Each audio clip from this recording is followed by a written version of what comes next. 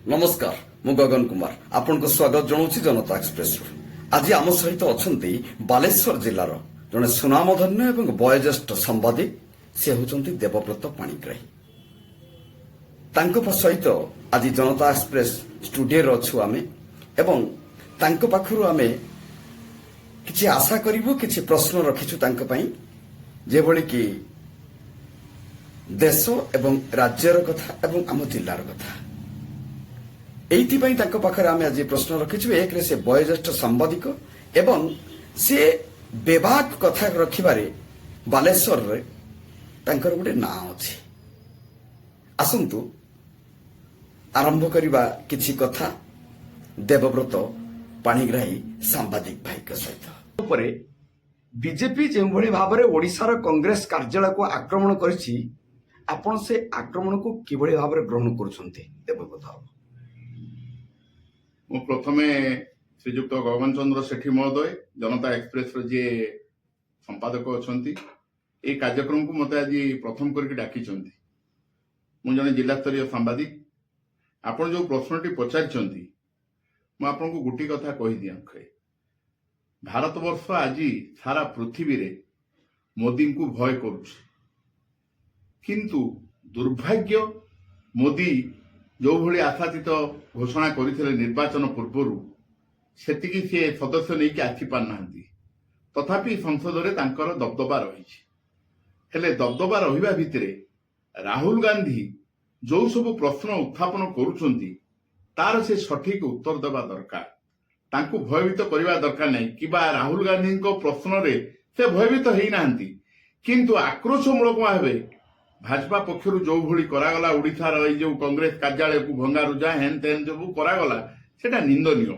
कारण राहुल गांधी मध्य जड़े निर्वाचित प्रतिनिधि से निर्वाचित होइकी जाइचंती संसद क्षेत्र में से जनसाधारण ପାଇଁ लड़ाई କରୁଛନ୍ତି तांकर व्यक्तिगत किसी आक्रोश नहीं मोदी कारण भारतर प्रधानमंत्री मोदी को समस्ते जानिचंती ये क्षेत्र रे तांको जो सब से प्रश्न उत्थापन करुचंती तार उत्तर दिया निहाती आवश्यक एवं जनसाधारण आपको देखुंट 150 कोटी लोक संख्या आम भारत वर्षर वर्तमान संसद रे जो भली भाव में सीसी कैमेरा लगा जाई लोकों को आदृत करा जाउची कौन तर्क होउची कौन वितर्क होउची कौन प्रश्न होउची कौन उत्तर किए दउचंती कौन निर्वाचित प्रतिनिधि आम राज्य निर्वाचित होगी जाइछंती सेमाने कौन करुचंती सोई पडुचंती कि बसिचंती कि कौन से प्रश्न उत्तर लक्ष्य रखुचंती बा प्रश्न करुचंती बा राज्यर विकास पई कोनोसी उत्थापन करुचंती समस्या से दिगरे भारत वर्षर वर्तमान 150 कोटी लोक देखुचंती संसदर कार्यक्रम को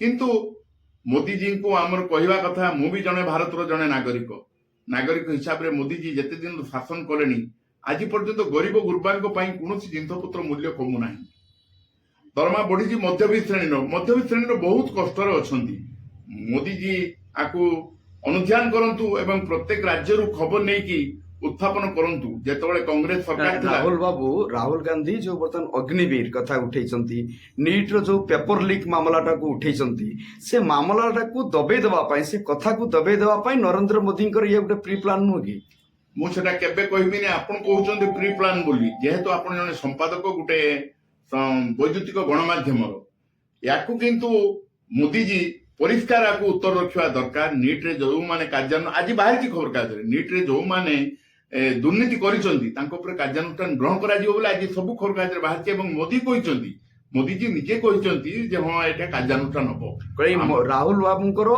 प्रश्नर उत्थान परे मोदी बाबू एटा कहिसंती आगु कहिनथि तेनु राहुल बाबूंकर गुरुत्व प्रतिपक्ष नेता हिसाब रे बढ़ी छि कि निश्चित रहिबो विरोधी दल दिने जे समय कहि न पारिबो भारत वर्ष रे राहुल गांधी दायित्व ग्रहण करिवे प्रधानमंत्री दायित्व ता कहिबा बाहुल्य दिन समय आसीबो कारण लोके वर्तमान राहुल गांधी को चाहुछथि छोट मोदी ठारू बयस रे कम हेले मध्य से लोकंक समस्या सहित एवं लोकमानक सहित ओतप्रोत भाव जड़ित होइकी रहिसंती आम देखुलु विगत 10 वर्ष भितर बीजेपी जितेबाला गवर्नमेंट रा सरकार रा नेता प्रतिपक्ष नथिले जेहेतु एमाने संख्यागरिष्ठता थिला बीजेपी रो एबे किंतु जेहेतु संख्यागरिष्ठता कमिची एवं कांग्रेस इंडिया मेंटो प्रतिपक्ष नेता प्रतिपक्ष होगी आसी तेणु ये 10 वर्ष काले जो भली भाव में निज इच्छा करुले बीजेपी गवर्नमेंट ଯୋଉ ପାସ୍ କରୁଥିଲା ସବୁ ବିଲ୍ ଗୁଡିକ ଏବେ ସେ ସେଗୁଡିକ ଆଉ ଏତେ ସହଜରେ ପାସ୍ କରିପାରୁନାହିଁ, ତେଣୁ ସେ ନିଜକୁ ଅସହଜ ମନେ କରୁଛନ୍ତି।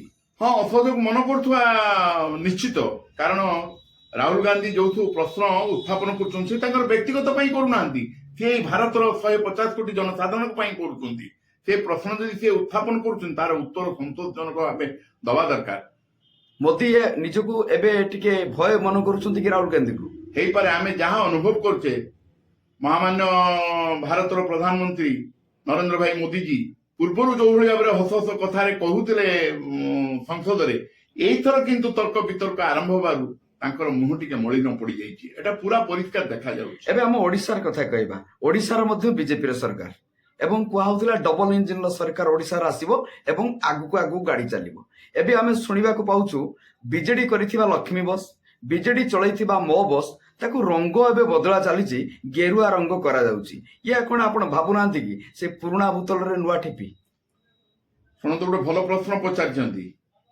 ଓଡିଶାରେ ପୂର୍ବତନ ଯୋଉ ସରକାର ନବୀନ ପଟ୍ଟନାୟକ ସରକାର, ସେ ଯେତିକି କାମ କରିଯାଇଛନ୍ତି ସେ କାମ ଏମାନଙ୍କୁ ଅତି କମରେ ଯୋଉ ଆସିଛନ୍ତି ଭାଜପା ସରକାର 10 ବର୍ଷ ପର୍ଯ୍ୟନ୍ତ କୌଣସି କାର୍ଯ୍ୟରେ ହାତ ମାରିବାକୁ ହବନି। ଖାଲି ରଙ୍ଗ ମାରିବା, ଖାଲି ଯୋଜନା ପରିବର୍ତ୍ତନ, ନାମ ପରିବର୍ତ୍ତନ କରିକି କାର୍ଯ୍ୟ କରିବା, ଏଇ ହଉଛି ତାଙ୍କର କଥା। ଆଉ ଗୋଟେ ମତେ ସବୁଠାରୁ ବେଶୀ ଟିକେ ଅସହାୟ ମୁଁ ମନେ କରୁଛି, ଆମର ଓଡିଶାରେ ଯିଏ ଲୋକପ୍ରିୟ ବର୍ତ୍ତମାନ ହେଇଛନ୍ତି ମୁଖ୍ୟମନ୍ତ୍ରୀ ମୋହନ ଚରଣ ମାଝୀ ମହୋଦୟ। ସେ ବହୁତ କଥା କହୁଛନ୍ତି, କଥା କମ କହିବା ଦରକାର। ରାଜ୍ୟର ଜଣେ ମୁଖ୍ୟମନ୍ତ୍ରୀ, ସିଏ ମୁଖ୍ୟମନ୍ତ୍ରୀ ହିସାବରେ ତାଙ୍କର ବହୁତ ଦକ୍ଷତାପୂର୍ଣ୍ଣ କାର୍ଯ୍ୟ ସବୁ ଅଛି। ଆପଣ ଦେଖନ୍ତୁ, ଯୋଜନା କରନ୍ତୁ। ପୂର୍ବତନ ମୁଖ୍ୟମନ୍ତ୍ରୀ ନବୀନ ପଟ୍ଟନାୟକ 2ଟି କଥା କହୁଥିଲେ, 5ଟି କାର୍ଯ୍ୟ କରୁଥିଲେ। କିନ୍ତୁ ବର୍ତ୍ତମାନ ନୂତନ ଯୋଉ ଆସିଛନ୍ତି ମୁଖ୍ୟମନ୍ତ୍ରୀ, ସେ ବର୍ତ୍ତମାନ ବହୁତ କଥା କହୁଛନ୍ତି। ଯାହା ହଉ ଓଡିଶାରେ ଯିଏ ନୂତନ ମୁଖ୍ୟମନ୍ତ୍ରୀ ହେଇଛନ୍ତି ମୋହନ ଚରଣ ମାଝୀ ମହୋଦୟ, ସେ ଦରିଦ୍ର ଗରିବ ଗୁରୁବାଙ୍କ କଥା ଶୁଣୁଛନ୍ତି, ତାଙ୍କ ଦପ୍ତର ଖୋଲି ଦେଇଛନ୍ତି, ଖୋଲା କରିଦେଇଛନ୍ତି।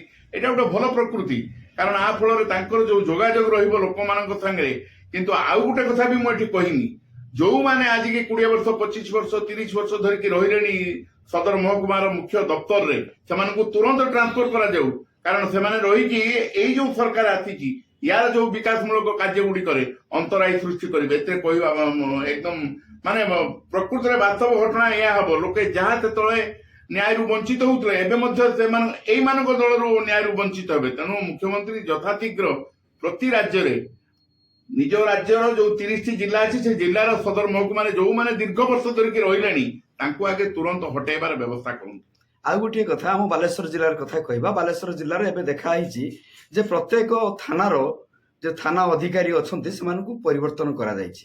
କିନ୍ତୁ ଯାହା ଦେଖାଯାଉଛି, ଯୋଉ ଥାନା ଅଧିକାରୀ ମାନଙ୍କୁ ପରିବର୍ତ୍ତନ କରାଯାଇଛି, ନୂତନ ଥାନା ଅଧିକାରୀ ନିଆଯାଇଛି, ସେମାନେ ସବୁ ଏଇ 10 କିଲୋମିଟର ଭିତରେ ଯେତିକି ଥାନା ଅଛି ତାହାରି ଭିତରେ ଆଜିକି 10ରୁ 15 ବର୍ଷ 20 ବର୍ଷ ଲାଗି ଅଛନ୍ତି, ବାହାରକୁ ସେମାନେ ଯାଇନାହାନ୍ତି। ଆପଣ କଣ ଭାବୁଛନ୍ତି କି ସେମାନେ ଆସିଲେ ଇଏ ଯେତିକି କ୍ରାଇମ ଅଛି ରୋକିଯିବ, ନା 20 ବର୍ଷର ସମ୍ପର୍କରେ ଥିବା କ୍ରିମିନାଲ ସାଙ୍ଗର ସମ୍ପର୍କ ଆହୁରି ବଢିଯିବ? ସମ୍ପର୍କ ଏମାନଙ୍କ ସାଙ୍ଗରେ ବଢିକି ଅଛି, କେବେ ଆଜ୍ଞା ରୁକିବନି, କିଛି କମିବନି।